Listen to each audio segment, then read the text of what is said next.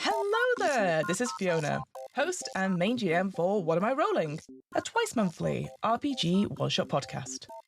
This is a bonus Q&A episode to tide us over to the next one-shot, and it is indeed a very special Q&A. As this week I had the pleasure of interviewing game designers and podcast hosts Dillin, Apelyan and James D'Amato about their new book, The Ultimate RPG Villain Backstory Guide.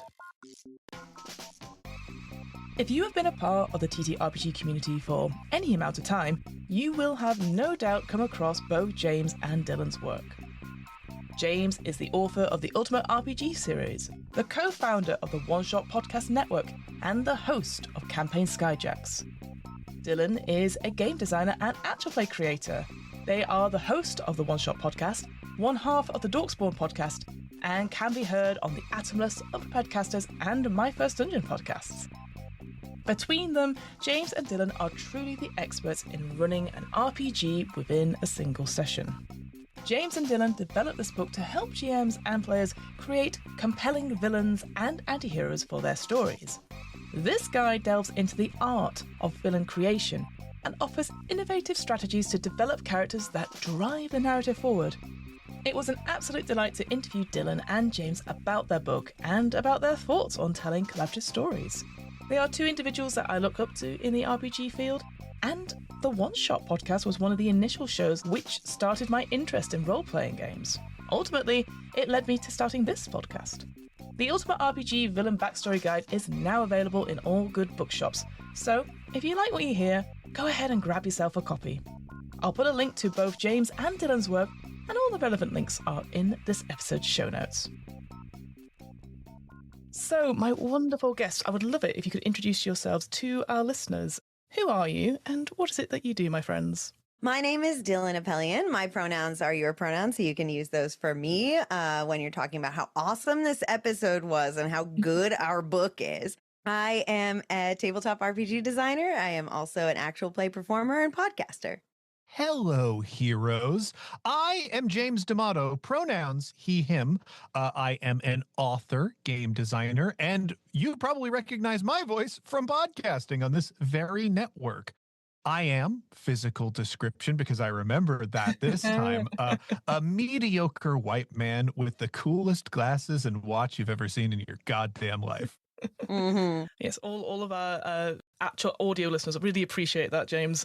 Even though we're not going to use any video Fiona stuff. remembers to do it for the streams, but You're I remember doing it for my podcast. I very much appreciate it. Yeah, well, let's just get right into it, because obviously you folks have been around in the TTRPG industry, like, since forever. Like, I started by listening to you guys, and now we're on the same network, so it's, like, very exciting to actually get to talk to you guys about some work. But, as always, I have to start off with my very, maybe boring vanilla question, but, like, what is your RPG origin story? How did you get into role-playing games? For me, bit of a winding path. I started playing role-playing games in college, and it's because we had a very robust board game and role-playing club on campus, and they ran these great introductory games for the incoming freshman class.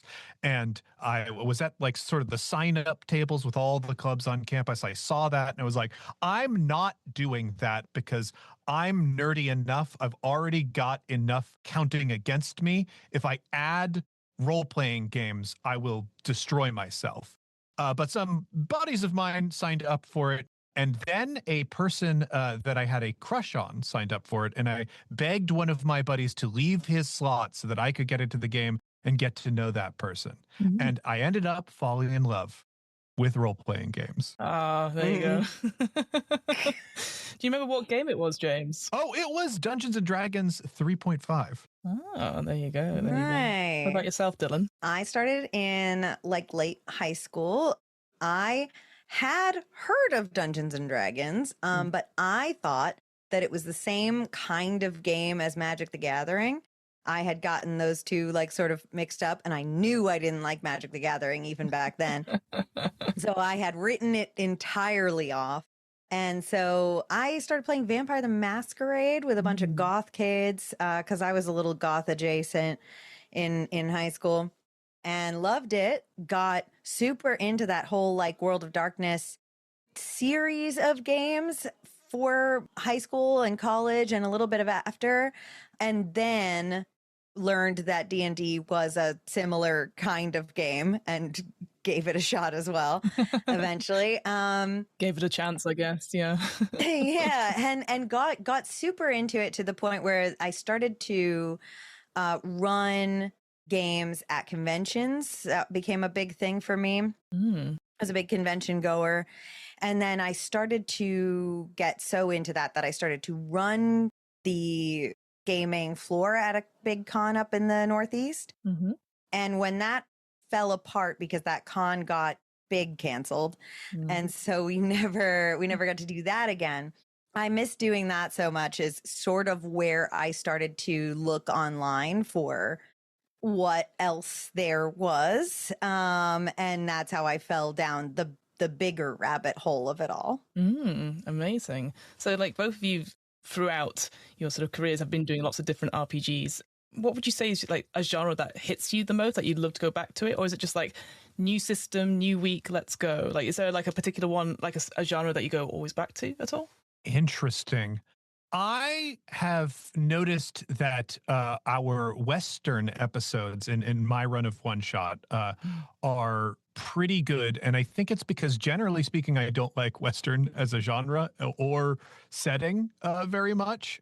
And I think whenever I get a game that I'm like, okay, this game is doing something interesting and I want to showcase it for reasons other than the fact that it's a Western setting, I'm paying more attention to it and like really working on the cast. So for whatever reason, that's very strong, which is to say, like, I don't want to return to that genre very often. But when I do, it's because it's dragged me back with an interesting hook.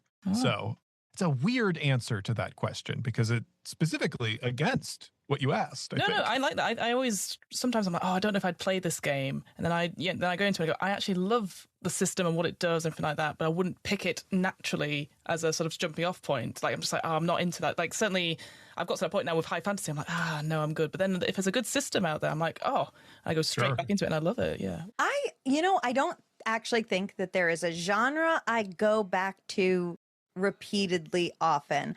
I think what I go back to repeatedly often is these kind of like really intimate one-shot games. Like, I replay 2-player games more than anything else. And these games that are meant to just be played like in one contained little story in one session, and then you wrap it. And so those are the kinds of games that I'm playing all the time, that I'm picking up and playing with my roommates, my best friends, at conventions, like that I play and revisit. And so I like these games that are designed to make you have a kind of really deep experience with one other person. Dillin, you are making me realize with that answer that I took that question as like, oh, the genre. What genre of the fiction am I thinking? And I would consider like an intimate 2-player experience to be a type of genre of design. I think that that's correct. I went with that answer because I don't have an answer to the former. I don't have a favorite kind of like genre setting or genre like style. Well, you're only 100 episodes deep. You gotta give it more time. Yeah. More. I'll get there. And I've only done like, a long-standing science fiction podcast and all these other things. Yeah, no, I have no idea.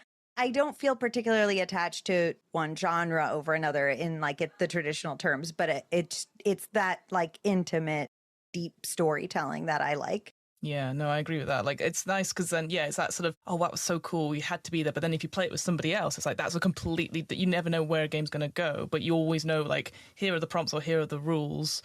Whereas, again, maybe a longer narrative, you can change all sorts of things, and it's nice to have that endpoint and just reflect on stuff that's gone.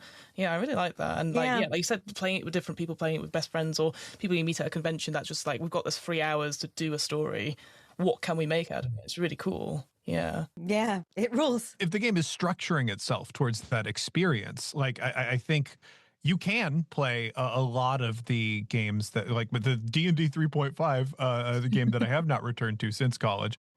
You can play that in 2 hours or whatever, or with one other person, Sure. but like the rules aren't helping you make it a memorable experience. So the Totally. genre of like tightly focused on a single premise is a really, it does heavy lifting, and I think it shows in certainly the episodes that Dillin produces. But like if you look at back in my archive, there are definitely a few that I touched on for that I really do think those are also quite strong. Yeah, because obviously both of you connected in more ways than one, obviously, with the book that's just coming out. But obviously, both of you are the host and have been the host of One Shot. And I was speaking to someone recently about like the idea of one shots and like what that means to people. Like, is it a one session that's obviously usually for our purposes split up into several episodes? Is it 2 or 3 sessions, but it's just one contained story? And someone put it to me that one shots are like watching a movie and getting as much as you can out of that rather than just a single story. And I thought that was a very cool way of putting it. And again, listening to both of your works on One Shot, I thought, yeah, I can actually see the cinematic versions of that. And again, that obviously goes to your styles as host and also a wonderful production and stuff like that. But I think people nowadays maybe take one shots to be like, oh, it's just one story. We'll just get in and out unless it's just a taster. But if you make it into that movie experience, people would will be like, wow, I want to have that again. I want to have that intimate time, or I want to continue the story to the sequel, or make it into a TV show or something like that, in that sort of narrative sense. I feel like when I used to do convention organizing and when I used to run games on the convention floors at cons, a lot of the one shots that I ran doing that tended to be what you just described, where it's like just sort of a taste of this game and it's not really geared towards having any sort of a experience, or like it's not really, it's just sort of like, let's all sit down and play a game, roll some bones and see what the game feels like. And it's also a kind of it would be kind of an experience where like, yeah, if we don't finish a story, like we're just playing, people are going to come in and out and they're going to leave and somebody gets drunk and like, you know, like like things are happening, like the burlesque troupe went on and half your table runs away and like, you know, whatever like is going on in there, it changes and happens. And so there's less care in that. But like when I'm running a one shot for an episode in particular, but also like in my life, because it's something that I really enjoy and value, I am trying to like put together that like contained little experience that we're gonna share together. That's gonna feel like a movie on the inside and then hopefully sound like one as well when it's all done. Yeah. I found that like I was thinking about this, and I do think there is something to it being in one session, which is a hard thing to say because there are some sessions that are 2 hours long and some that are like 6 hours long. And it's hard. Well, go like, couldn't you break it up? But I think being there beginning to end in the story experience does something with players. It helps ground them in the story in a certain way. There are fewer dropped threads and whatnot. And I also think you are making different pacing decisions as the GM of a one shot versus knowing like, oh, I can always come back in a session and tie up loose ends and whatnot. If you don't have that option, I think it does things to the way that you run the game, which is why I do, for me, one session is important. And I do think there is this middle ground between like a campaign or even like a mini campaign and doing something that is like 2 or 3 sessions. I've seen the word short shot thrown around, and I don't hate that because I think it's good to have a distinction there, because I do feel like the energy is different. Yeah, no, I like that. There's also less chance for expectations to build where like people are staying, you said grounded, and I think that's a good word, but it's also like present is another thing that I feel gets enhanced a little bit when it's a one shot. When you're taking that like break between 2 parts, the players have time to sort of like ruminate a little bit on like what they hope happens, what they want to happen, and what they might do to like try to manipulate what happens. Whereas in a one shot, you're just sort of like, you're stuck in there and you're more inclined to go with what Yeah. is evolving right in front of you. And neither of those experiences are wrong. I just really enjoy what happens when people are simply going with where the story is going and not looking towards a hopeful end. Yeah, I mean, that's improv, right? That's the thing. Like when you're in the show, you have like 30, 45 minutes of doing the scenes, and afterwards you'd be like, oh, I meant to do this or this, and that's like, well, too bad you didn't do that. You've made those choices. Whereas, yeah, if you're always planning ahead, yeah, you're not really within the moment. You're just sort of hoping, and you're not communicating to the players. And obviously, there are other ways to communicate, stars and wishes, all that sort of thing at the end of sessions. But yeah, I like the idea that you're in the moment. What does your gut tell you? And it's not wrong. We've got safety tools for a reason, but it's like you've had all these information, you filled it in, and everyone's going to go like, yes, that's the choice, and we go with it and we support that. And yeah, you only get that in that one shot moment. So yeah, and certainly in improv there is kind of an ethos of like thinking and overthinking are actually going to hold you back in terms of performance and in terms of creative decisions, and certainly like listening and building on other people's creative decisions. So the idea that the one shot itself, that you've just got the one session, sort of puts a mechanical framing that helps people approach that improv ethos and mindset in a way that I think is productive. It yields really good results in the game for, whatever subjective value that what I see as good is. Because it's yummy. It's yummy. You're right. It makes it yummy, actually. It makes it yummy and delicious. Makes you feel good and gooey inside. That's what we say. Daddy loves a yummy game. Yummy and game. Clip that. And clip that. Okay, cool. I'll put that on the video that I definitely will make. James. Yes. And God help you if there's context around it. Oh, I don't want any of that. Maybe it'll be monetized. Who knows? But until then, enough about that. You're obviously here to talk about your latest project together. So talk to us about your latest book. What's the book about? And how does it differ to other sort of RPG accessories, supplements that get people into the mind space of creating villains? Well, there's this little series, this little series that's been around for a bit. What is it called? It's something RPG Ultimate. I don't. That would be the Ultimate RPG Guide series, published by Adams Media, an imprint of Simon and Schuster. Yeah, this series, which until now I have not been involved in. This is my first time being a part of a project in that series, which is very cool. Has been such a staple of like role playing circles. It's been a thing that has. It's like one of those very fun I knew you before I knew you moments for me about James. Because and because those books have been floating around every convention that I've run at all my local game stores.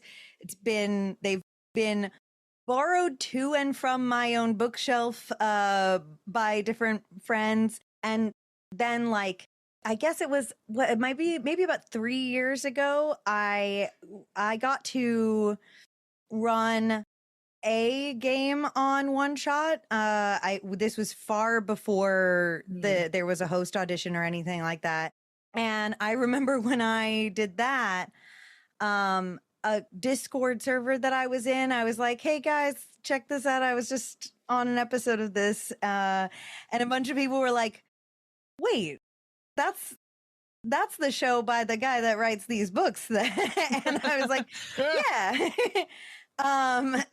And so like these books have been such a staple for people who are in RPGs, either casually as hobbyists or in the industry, especially, because they are guidebooks for exercising your way into making more interesting characters, more unique characters, GMing more fluently, and also like building more unique NPCs and worlds. James has kind of spanned a lot of areas with this. The first book in the line was pretty successful. So even when the structure of subsequent books was different, they did all name them under that title. Yeah. So the Ultimate RPG line I see moving off in basically two directions. There is the sort of informational, philosophical, this is how running a table works sort of book, that kind of guide. And the one that the Ultimate RPG Villains Backstory Guide is the workbook style guide, where we use game mechanics that Dillin and I have gathered from careers running so many different games. So many. And looking for what are things that made it easier for us to make creative choices.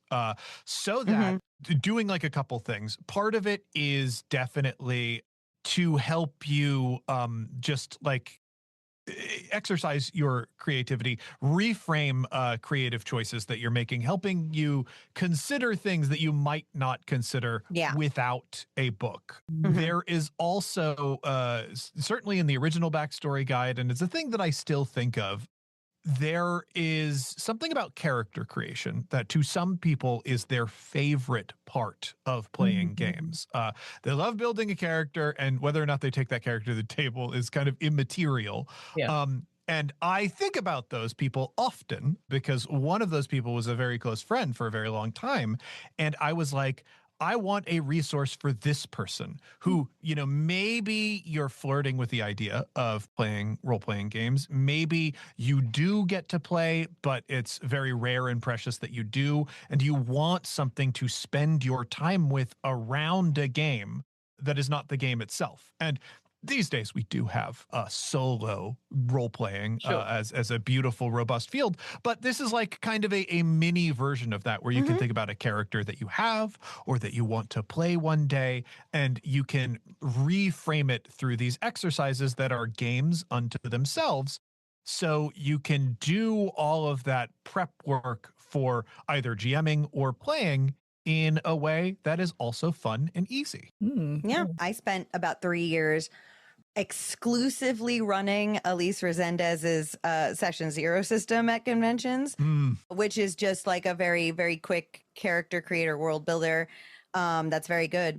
And I ran into so many people who don't play games at all and are writers, like creatively hobbyist writers or pursuing like careers in writing, who just love exercises that help them do that. And so this book is like a way diversified kind of resource for that also, if you're not into games. For me, I'm not writing to encourage writers because I think the practice is immoral. Writing is, we weren't meant to trap words on a page. They grow to resent us. I think writing is immortal also, but I'm encouraging you. I think you should do it and make the world worse. Yeah. And thus two different sides of a villain is born right now, I think. That's what we're talking about. I agree. I think what I like about all the series, I've obviously not read the villains book yet because I know it's not come out, but I had a look at the little preview that was available. And what I like about all these exercises, again, they're great little mind games that you could do with yourself or you could do with other people around the table, but you don't necessarily have to have a system in mind, which is, I think, always valid, you know, because you might have an idea for a cool kind of character, and then all you have to do is then give it to the GM or talk to the table, and that GM, but oh, well, here's a class for that, or here's a type of archetype that you could take. Because I think sometimes people get worried about like creating characters that have to fit in, you know, I mean, there's all these different ways to make characters, right? You could always go from, I've rolled randomly and I've got this, cool, what's the backstory, I can go there. But like here, you don't have to have anything else in terms of rule books or systems or anything like that. You can just use these things to inspire you, which I really love. And I really enjoy like the workbook aesthetic of like sort of like, let's roll on this, let's choose something at random, let's do word prompts, all that sort of thing is really, really fun. But my question then to you guys is, why villains then, of all things? Why did you set up on the topic of villains? Well, I mean, one of the most inspiring creative reasons possible. The corporate researchers at Simon & Schuster determined that would be a lucrative market for us to write a book for. And I was like, Because Okay. Daddy said so. Yeah, Papa Simon and Daddy Schuster. That's fair. It's just interesting because I think there's another book that's come out, I think early last year or late last year by Kiefer Mann, Making Enemies. So it is in design Yeah. like a little bit about, and his book was Yeah. about like making monsters or making like villainous characters, but looking at it from the stats essentially and how Yes. we created these different systems compared to obviously doing. Yeah. I'm going to take a brief moment to plug Keith's books because I think they are wonderful. His first book, The Monsters Know What They're Doing, is kind of like an art of war for D&D, where it takes the stats that monsters have and goes, hey, based on this is what your tactics should be. And this is a way that it would be interesting and in character. It's so different than what we do, but you can use those books and then give them a little personality, give them some pizzazz with the villain's backstory guide. It's amazing because it's also like, and James is right, Keith's books are so awesome. And wouldn't it be nice if those games gave you any direction as to how to use your villains like that? But you know, in the end, I'm glad they don't, because Keith's doing it better than they would anyway. But with what's happening in a lot of, especially like these kind of campaignable trad games, you know, you're creating a character. And that goes for things like Vampire the Masquerade and these games where you're making a protagonist character that's probably not a great person. You're making a Call of Cthulhu character. You're making a any number of World of Darkness characters. You're making an Orbital Blues character even. Like, those characters are often supposed to be deeply flawed to the point where maybe they're not great. Maybe they're a little bit evil, or at the very least, maybe they've been evil, and are, you know, now starting a new journey or whatever it is. Your Paint the Town Reds. I mean, I could think of a ton of games where your characters are not necessarily supposed to be your typical protagonist. They are maybe a little bit more morally gray.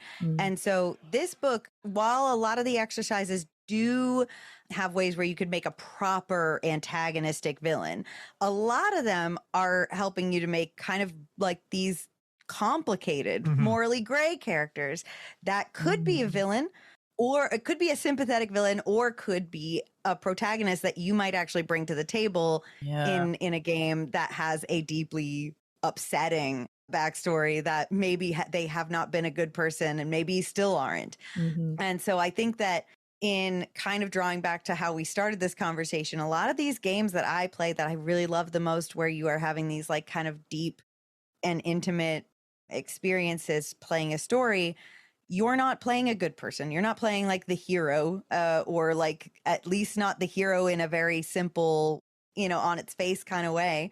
I like those games because those people feel more real, and that encompasses people who are not so great. And so that is also why I really like this. I really love the supernatural, and that is like, it's really hard to have a supernatural, like straight up protagonist. In fact, it's kind of uninteresting.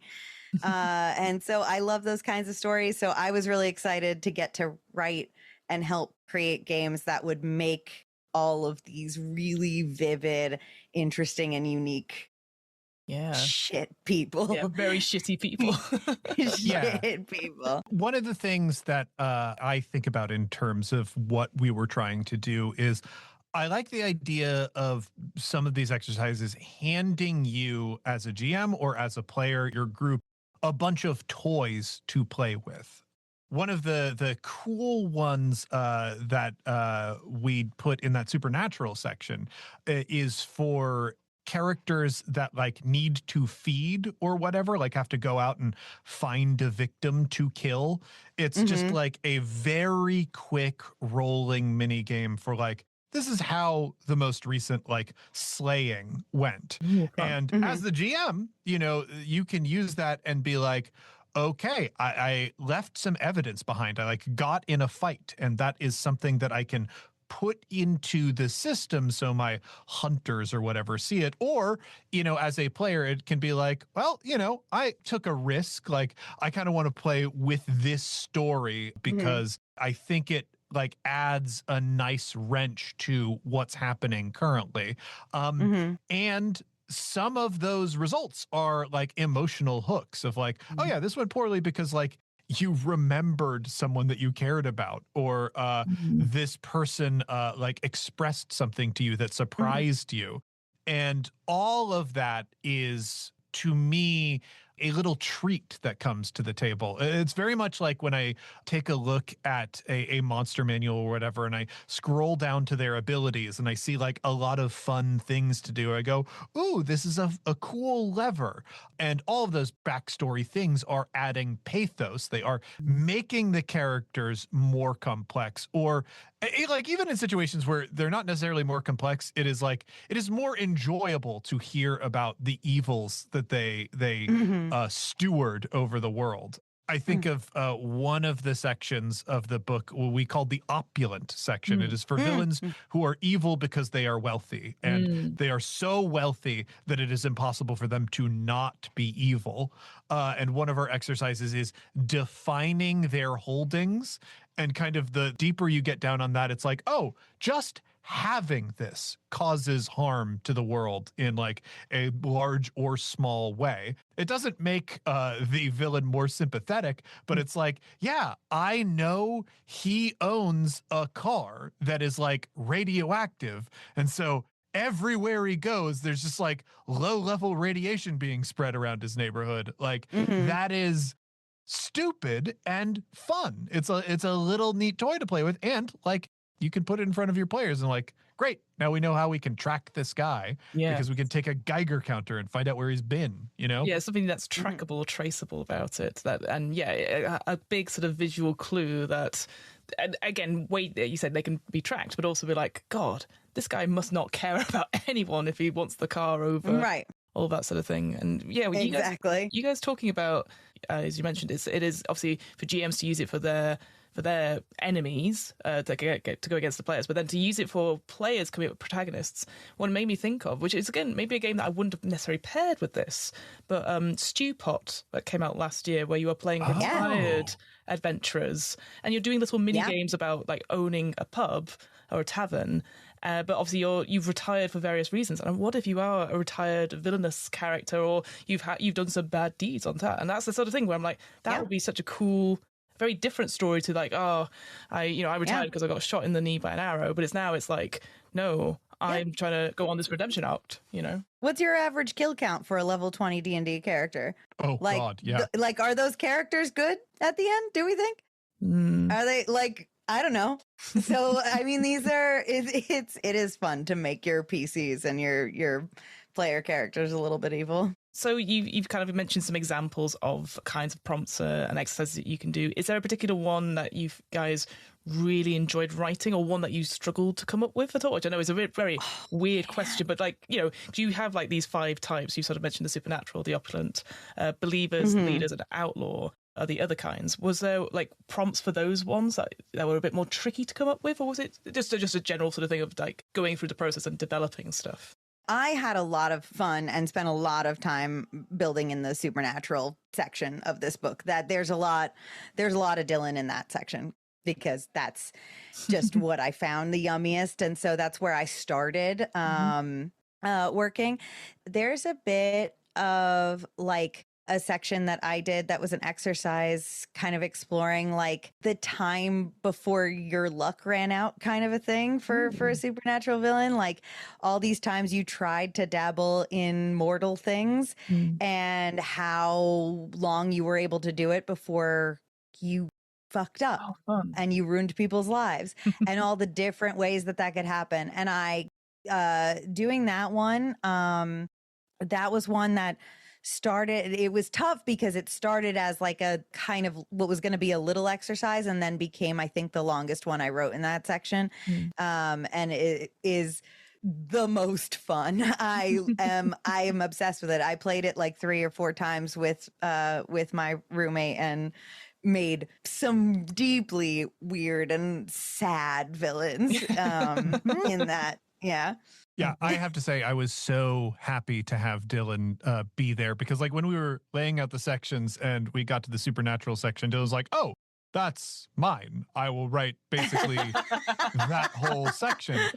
And I was like, yeah, get good, because like the supernatural villains that I care about most are like the elder evils and like kind of spanning out from there. I'm like, Sure. I'm not a Vampire the Masquerade guy. So getting somebody who is able to have fun with that to write that was wonderful for me, because I know that I stand behind all those exercises that were put in there. They were great. But for ones that I like having in the book, I don't know if it was my favorite to write, but it was one that I felt strong about. There is a part at the end of each section called Making a Team Player. And this is specifically for if you were playing an evil campaign or you were playing a morally gray character, generally speaking. There are a lot of antisocial tendencies and traits that are the fun toys of villainy and the fun toys of characters that we like to play a lot in RPGs. And for the first character backstory book, one of my exercises was called The Taming of the Wolverine. And it was specifically for people who want to play the loner hero character and don't think past, well, the loner hero character actually is usually able to be a loner hero because they are part of a team, and you don't get to see them do that thing unless they are a functional part of a team. So I made an exercise that's sort of like, okay, if you like one of these loner traits, take it and then take 2 exceptions that accompany it so that you can play the trait without ruining the party. And for evil characters, it's so easy for a villain to get completely out of control. Like, for example, in the believer section, we've got statements like, I am unrelenting in my beliefs, or heretics should be punished, or the most important thing in my life are my beliefs. And for those, there are little exceptions that, like, normally you can see those things are like, well, if everybody that is playing does not share my religion, I'm going to plot against them. I'm going to kill them. I'm going to do all of these things, because you feel like, well, this is natural. This is what the character would do. They feel very strongly about their beliefs. And that makes them unplayable. So for like, I'm unrelenting in beliefs, you could choose that, like, I know there are truths that are yet to be written. So it's like, oh yeah, there are things that we don't know about yet. And perhaps I will be an instrumental voice in my beliefs and change what is and is not acceptable. Or I won't waste my time on people who can't be convinced. Then you're not the annoying evangelist constantly bringing it up to your party when that is not the storyline that they're interested in. So things like that allow us to take the traits that we want to play a villain because we wanted a little bit of antisocial badness, and have our cake while still being in a party that is functional and playing the game in a way that does not annoy everyone else because we're trying to be true to our characters. Yeah, no, I like that a lot. It feels like, again, the cultural touchstone that comes to me for that is instantly Astarion from Baldur's Gate 3, who's like he's a complete asshole. Everyone loves him, and you're like, but without those tenets of him sort of changing, obviously through various things as well, like through going on quests and stuff like that. But like, it's that personality. So if you're playing that in an actual game, you have to be so careful and that constant checking, going, is this okay? But yeah, if you've got these sort of tenets or these sort of statements just to help you get, like, okay, if this is true, what else is true? You can easily sort of mold your way into it. I really like that. I think, because otherwise you are just stuck in that stereotype or that very tropey thing, which people can latch onto. But like you said, it's just not fun for everyone around the table having to deal with the asshole character. Even if you have a team of assholes, so to speak, if you're all playing like your villainous characters and doing what you need to do, If you're playing like a psychopathic killer or something, and you're like, well, even if it's not safe for the group, even if it blows the mission that we're doing right now, I'm going to murder this guy. Everyone else at the table goes, come on, guy. Like, we're trying to do this. And so there need to built into those characters, you need to have the mechanics that allow you to still go along with the session while still being true to that So like, Right. do you kill people at the drop of the hat? Absolutely. But maybe you're professional enough to know when you can get away with it. And Right. that matters. Or not to kill your friends who are keeping you and everyone else alive. Right. It's because it's obviously you can just tell any grown up who's playing a game, like, yes, play this villain, but also be a team player. And that could be the end of it.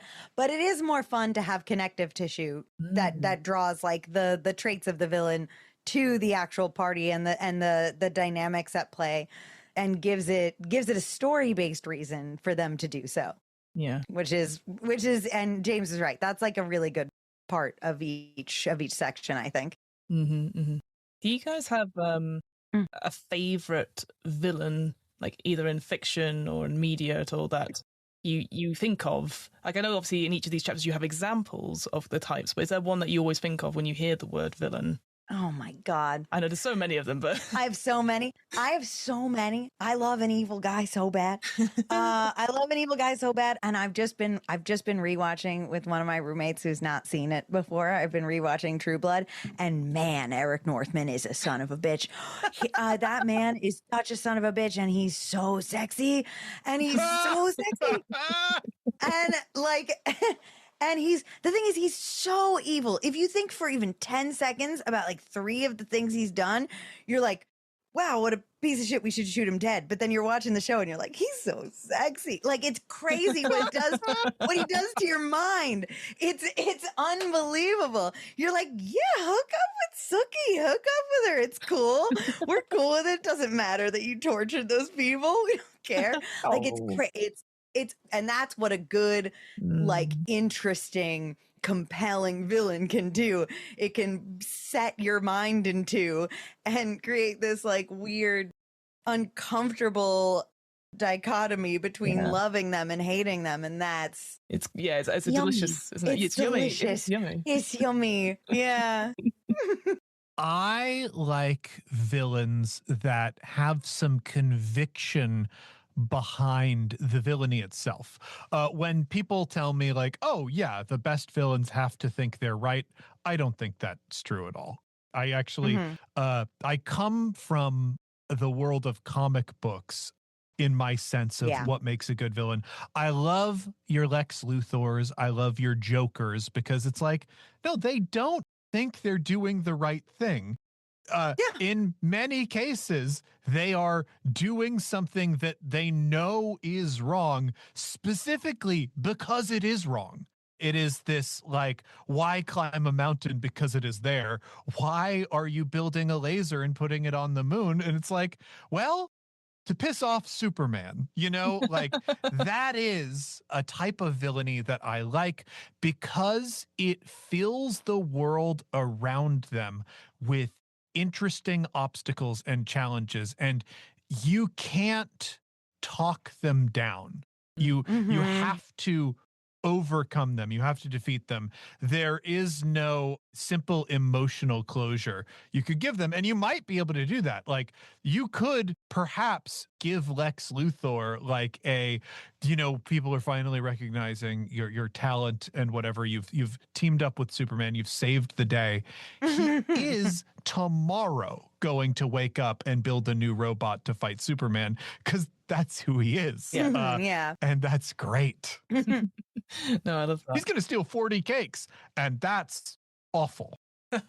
Terrible. If someone was going to get your book and start using your wonderful exercises and prompts to create villainous characters, what's your top bit of advice that's not in the book? That's not do the exercises. Is there something that you'd give to someone maybe role-playing these villain characters that they've created? Or it's just something like either a top tip or just a bit of advice for folks? You know what? I think my bit of advice, because this isn't in the book, and it's these are all mostly made for like as exercises that you can just kind of do on your own. I think that it's really fun to have someone that you're bouncing off of, and that you're kind of just like, even if it's a character you're building on your own, to kind of like talk out loud, talk through the prompts with somebody and like hear their thoughts and reactions and let that feed into yours. I think that's fun. I do that. I did that a lot when playtesting the exercises that I was writing. So I had a lot of fun doing that. And I think that you would too.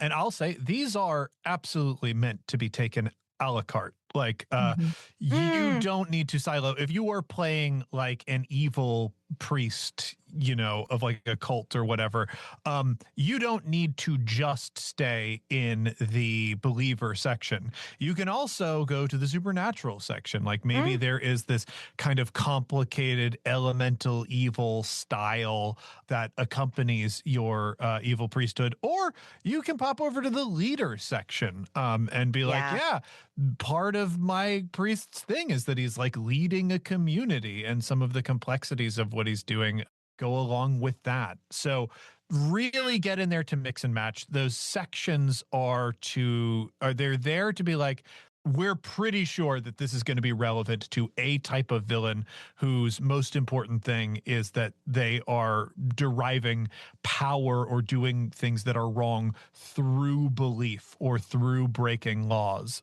But obviously every villain is like a complex collection of Venn diagrams overlapping to create the picture of the guy that you need to punch so very, very bad. Oh, amazing. Well, thank you guys so much for coming. I very much appreciate you sitting down to talk to me about your wonderful book. Before we leave, where can we find you on the internet? Is there anything you'd like to plug? You can find me if you want to talk to me. Go to Blue Sky and look for One Shot RPG. I'm there with a little cartoon gremlin avatar. I love talking about games, talking about these books. If you create something fun, please let me know about it. I would love to see it. You can listen to me on Campaign Skyjacks and Starwall, spelled like narwhal, which is both publicly available, and also there are way more episodes on Patreon.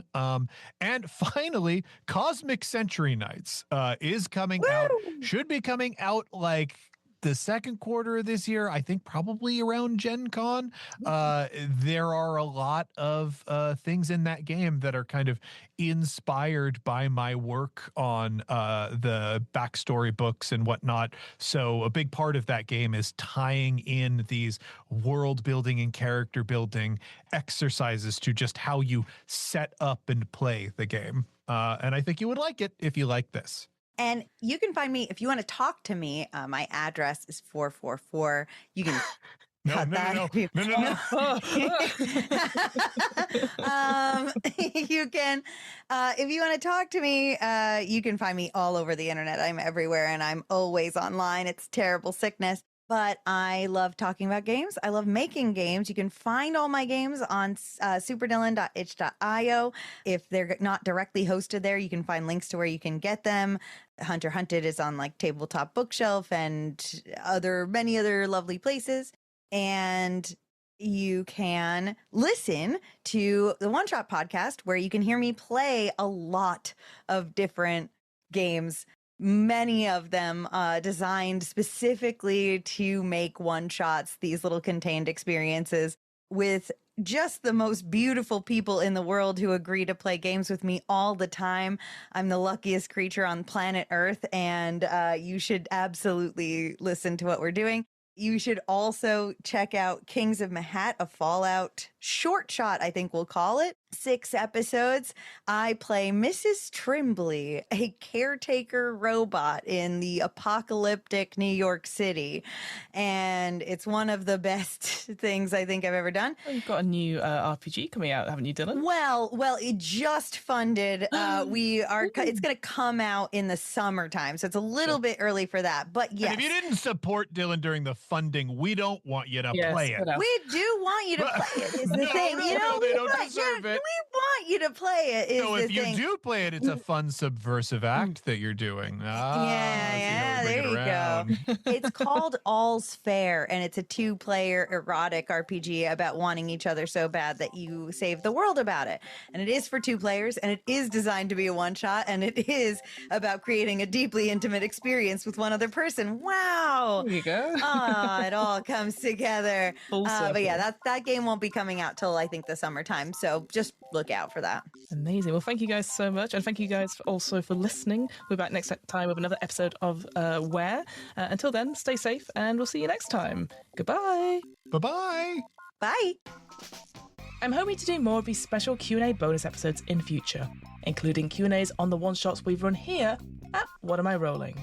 If you have a question or think of an RPG designer you'd like to see interviewed on this podcast, just let us know. Our email address is whatamirollingpodcast@gmail.com. And that's it. Great. See you next time.